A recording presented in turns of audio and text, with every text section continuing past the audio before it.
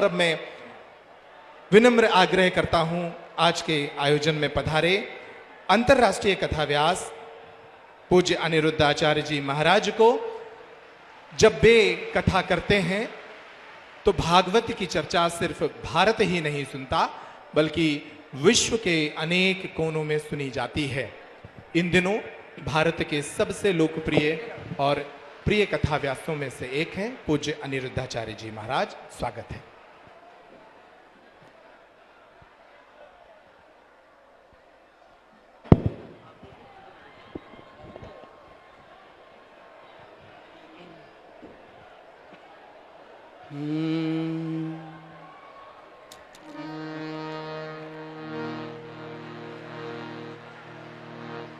लक्ष्मीनाथ समारंभां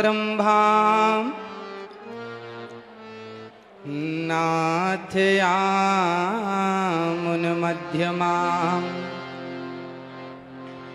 अस्मदाचार्यपर्यन्तां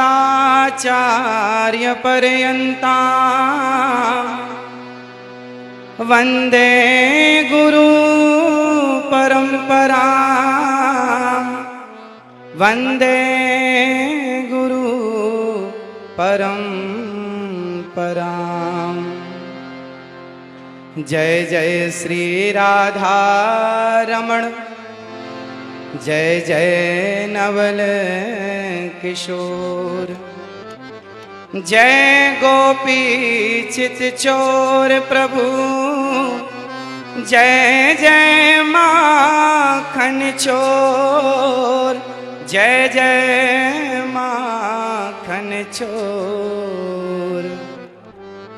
राधा मेरी मात है, पिता मेरे घनश्याम, इन दोनों के चरणों में मेरा कोटि कोटि प्रणाम, मेरा कोटि कोटि प्रणाम। आग लगी आकाश में, बरस रहे अंगार, संत न होते जगत में तो जल जाता संसार, तो जल जाता संसार। बोलिए श्री बागेश्वर वाला जी सरकार की जय, संत समाज की जय, स्वामी जी के द्वारा सुंदर कार्यों की जय, हिंदू राष्ट्र की जय, भारत माता की जय। जय श्री राधे, जय जय श्री राधे। उपस्थित सभी भक्तजनों को जय श्रीमन्नारायण, जय श्री कृष्णा। सभी माताओं, बहनों, बेटियों को, पिता तुल्य बुजुर्गों को, सबको जय श्रीमन्नारायण। पूज्य मलुक पीठ वाले महाराज जी, जिनके चरणों की धूल ये दास बनने की कोशिश कर रहा है, ऐसे पूज्य स्वामी जी भगवत तुल्य पूज्य स्वामी जी के श्री चरणों में और पूज्य संत श्री आप सभी विद्वानों के, गुरुजनों के और संतों के श्री चरणों में बारंबार नमन। पूज्य स्वामी श्री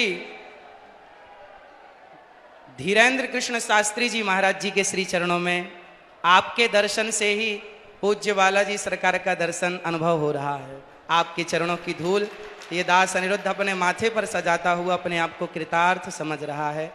आपने इस दास को यहाँ बुलाकर, जैसे सुदामा को भगवान श्री कृष्ण ने गले से लगाकर सुदामा का मान बढ़ा दिया, ऐसे स्वामी जी ने दास को याद करके दास का मान बढ़ा दिया। आपके चरणों में बारंबार नमन, बारंबार नमन। पूज्य सरकार बालाजी सरकार के पूज्य श्री बागेश्वर बालाजी सरकार के द्वारा, पूज्य स्वामी जी के द्वारा यहाँ जितने भी कार्य हो रहे हैं, चाहे बेटियों का विवाह हो, चाहे हिंदू राष्ट्र की चर्चा हो, चाहे देश को बागेश्वर बालाजी सरकार का चमत्कार दिखा करके और जन जन के हृदयों में एक भक्ति की चेतना को स्थापित करना, या फिर पूज्य बागेश्वर बालाजी सरकार की कृपा से सबका दुख दर्द हरना, ये जो भी आप कर रहे हैं इससे समाज में एक नई जागरूकता आ रही है। समाज इन शक्तियों को, सोई और खोई हुई शक्तियों को पहचानने लगा कि हमारी शक्ति कितनी विशाल है। और सनातन की संस्कृति की जो हमारी शक्तियां हैं, हनुमान जी जब लंका गए तो हनुमान जी से पूछा राम जी ने कि आप लंका चले गए? तो हनुमान जी ने कहा, प्रभु मुद्रिका मेल मुख माही। हे प्रभु, ये मेरा कोई बल नहीं है, आपके नाम की जो मुद्रिका मेरे मुख में थी तो जलद ही लांग गए अचरज नाही। यदि भगवत कृपा से हनुमान जी छलांग लगा के सेतु को, समुद्र को पार कर सकते हैं, तो उन्हीं हनुमान जी की कृपा से पूज्य स्वामी जी यदि समाज को जोड़ रहे हैं, हिंदू राष्ट्र का सपना देख रहे हैं, तो ये भगवत कृपा ही है और ये संभव है। आप देखिए, हिंदू क्या है, हिंदू किसे कहते हैं? आज विदेशी आते हैं, आकर हिंदू बन जाते हैं और राम नाम की जपते माला भक्ति में रम जाते हैं। धरा ये जिस पर घूम रही, हम उसी केंद्र के बिंदु हैं। गर्व से कहो हम हिंदू हैं, हम हिंदू हैं, हम हिंदू। सनातन धर्म क्या है? सनातन संस्कृति किसे कहते हैं? आज समझने की बात है। जब हमसे कोई पूछता है कि आप कितने भाई हैं, तो हम कहते हैं हम 2 भाई हैं, हम 3 भाई हैं, हम 4 भाई हैं, हम 5 भाई, या हम सिंगल हैं। हम ऐसा परिचय देते हैं। यदि आप कितने लोग चाहते हैं कि हिंदू राष्ट्र बनना जरूरी है? चाहते हैं तो आज से अपना परिचय बदलिए। और कोई आपसे पूछे आप कितने भाई हैं, तो ये मत कहो कि हम 1 2 3 4 5 भाई हैं, ये कहो हम टोटल 4 भाई हैं। और 4 कौन कौन? ब्राह्मण, क्षत्रिय, वैश्य और शूद्र। हम चारों जब संगठित होंगे तब हिंदू राष्ट्र बन सकेगा। यदि हम संगठित नहीं हुए तो केवल सपने ही रह जाएंगे। इसलिए आज से हम कितने भाई हैं? कौन कौन? ब्राह्मण, क्षत्रिय, वैश्य, शूद्र। ये चारों मिलकर जहां सुमति तहां संपत्ति नाना, जहां कुमति तहां विपत्ति निदाना। जहां संगठन होता है ना, वहीं विजय होती है। जहां एकता है वहां सब कुछ है। संसार की हर खुशी वहां है जहां एकता है। यदि हम बिखर गए, मुगलों ने, अंग्रेजों ने क्या किया? हम हिंदुओं को, हम सनातनियों को लड़ाया, आपस में लड़ाया। फूट डालो शासन करो किसका नारा था? तो आपस में लड़ाया उन्होंने, हम लड़ते चले गए और लड़ने का परिणाम ये हुआ कि हमारे देश के टुकड़े टुकड़े हो गए। केवल लड़ाई का परिणाम है ये। यदि हम संगठित रहते तो क्या मजाल किसी की कि हमारी तरफ कोई आंख उठाकर देख लेता। हमारे सनातन धर्म में चाहे ब्राह्मण हो, क्षत्रिय हो, वैश्य हो, शूद्र हो, आप बताइए, आज जिस छुआछूत, ऊंच नीच की बात की जाती है, बताइए क्या हमारे सनातन धर्म में, क्या हमारे हिंदू धर्म में, क्या हमारे वेद पुराणों, ऋषि मुनियों के द्वारा क्या छुआछूत की भावना कभी थी? यदि छुआछूत होता तो भगवान राम निषाद राज्य को गले ना लगाते। यदि छुआछूत होता तो भगवान राम माता शबरी के बेर ना खाते। इसका मतलब है भगवान और भक्त। हमारे यहाँ तो संत रैदास जी हुए हैं जिनके चरणों को लोगों ने प्रणाम किया है, धो धो करके पिया है, जिनका आज भी ये मुहावरा, ये वाक्य आज भी प्रचलित है कि मन चंगा तो कठौती में गंगा। ऐसे महापुरुषों को हमने अपने हृदय में बिठाकर उनको पूजा है। यदि हमारे यहाँ जातवाद होता, ऊंच नीच होती, तो हम कभी भी ऐसे लोगों को इस रूप में स्वीकार ना करते। इसका मतलब हमारे देश में जातवाद था ही नहीं। ये जातवाद का जहर घोलकर सिर्फ सनातनियों को आपस में लड़ाने का षड्यंत्र किया गया, और जिस षड्यंत्र की चपेट में हम सभी भारतीय आ गए। हमको लड़ाया गया, हमें गलत पढ़ाया गया। जैसे समझिएगा क्या क्या गलत पढ़ाया गया। हम लोगों को पढ़ाया गया कि हम जब पढ़ते थे ना तो हमें पढ़ाया जाता था गा गणेश का, गा से गणेश, आज पढ़ाया जाता है गा से गधा।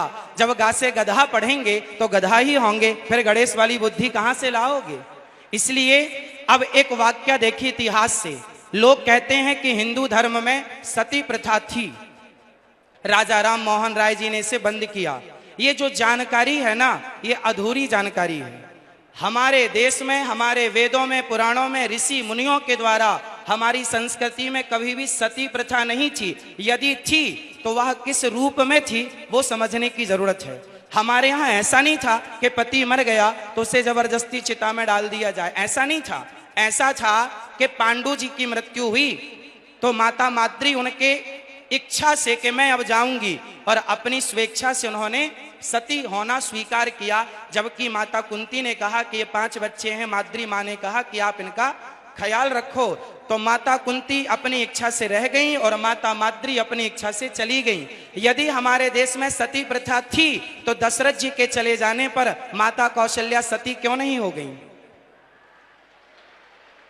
यदि सती प्रथा थी तो दशरथ जी के चले जाने पर माता कौशल्या सती क्यों ना हो गई। इसका मतलब सती प्रथा हमारे यहाँ थी ही नहीं। हाँ, वो सती प्रथा थी कि जैसे मेघनाथ के मर जाने पर, उनकी मृत्यु हो जाने पर उनकी पत्नी ने अपनी स्वेच्छा, अपनी इच्छा से उस सतीत्व को स्वीकार कर लिया, अग्नि में प्रवेश कर गई अपने बल से। जबरदस्ती उठाकर डालना ये परंपरा हमारी कभी थी ही नहीं। हम हिंदू कैसे हैं?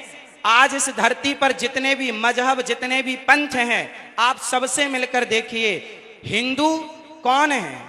हिंदू एक विचारधारा है, हिंदू एक सोच है।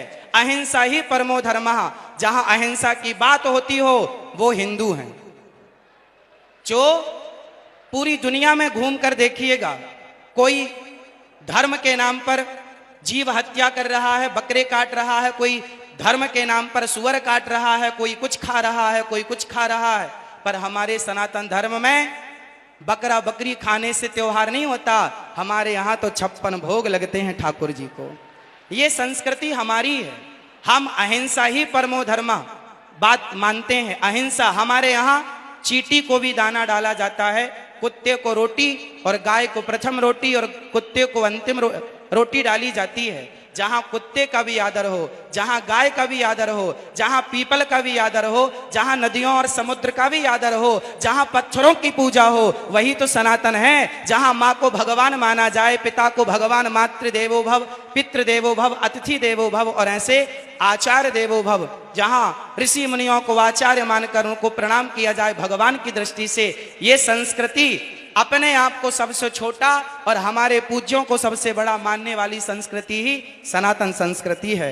और गर्व से कहो आप लोग कि हम हिंदू हैं। ये धरा ये जिस पर घूम रही, हम उसी केंद्र के बिंदु हैं। गर्व से कहो, गर्व से कहो। तो आज से जात पात ऊंच नीच कौन कौन मिटाएगा? और आपस में गले लगकर रहिएगा। चाहे ब्राह्मण, क्षत्रिय, वैश्य, शूद्र, हमारे लड़ने झगड़ने का फायदा उन लोगों ने उठाया। गांव गांव आज हमारे हिंदू क्रिश्चियन होते चले गए। कारण जानते हैं?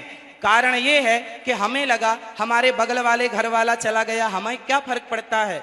नहीं, आपको अपने हर भाइयों को सबको गले लगाना है और सबको अपने धर्म की शिक्षा देना है। और आप ही 24 घंटे में 23 घंटे अपने परिवार, अपने व्यापार के लिए काम करो, पर 1 घंटा अपने सनातन धर्म के लिए काम करो, अपने सनातन संस्कृति की रक्षा के लिए 1 घंटा, वरना आधा घंटा 30 मिनट भी यदि कोई निकाले और जन जन तक जाकर के यदि सनातन धर्म का परचम लहराए, लोगों को जागरूक करे, अपनी गीता, अपनी रामायण, अपने संतों की महान चर्चाएं सुनाए, तो क्या मजाल के कोई हमारा सनातनी हमसे फिसल कर कहीं और चला जाए। यदि बट गए तो घट गए, और बट गए तो घट गए, और घट गए तो मिट गए। यदि मिटने से बचना है तो संगठन जरूरी है, संगठित संगठन होना जरूरी है। और संगठन तब संभव है जब हम ये भूल जाएंगे कि हम ब्राह्मण हैं।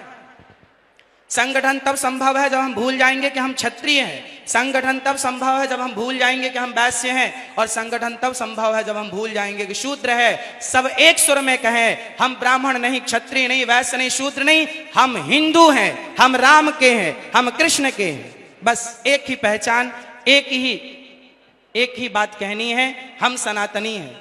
और हम भगवान राम के चरणों की धूल हैं, श्री हनुमान जी के चरणों के दास हैं। तो आप और हम मिलकर स्वामी जी के साथ पीछे पीछे चलें, स्वामी जी का सपना साकार करने में। जैसे हमारे देश के प्रधानमंत्री जी ने जब झाड़ू उठाई तो घर घर के लोगों ने झाड़ू उठाकर देश को स्वच्छ किया, आज भी फिर से अपने विवेक की झाड़ू उठाने की जरूरत है और संगठन की झाड़ू उठाकर लगा डालो और पूरे देश को एक सूत्र में, प्रेम के सूत्र में बांध डालो। और जिस दिन ये बंध गया तो हम केवल सपना ना देखें, उसे साकार करने के लिए हमें पसीना बहाना पड़ेगा। चाणक्य ने चंद्रगुप्त मौर्य का हाथ देखा, चंद्रगुप्त मौर्य ने कहा बताओ मेरे हस्तरेखा क्या कह रही है। पूज्य चाणक्य ने कहा कि तेरे हस्तरेखा पर, तेरे हाथ पर लकीर कह रही है कि तू सम्राट बनेगा। बहुत प्रसन्न होकर उछलने लगा। चंद्रगुप्त मौर्य जब उछलने लगे तो चाणक्य ने कहा बेटा इसके आगे भी एक रेखा है, वो कुछ और कह रही है। यदि उसे नहीं सुना तो तेरा यह सपना, तेरा यह उछलना यहीं रह जाएगा।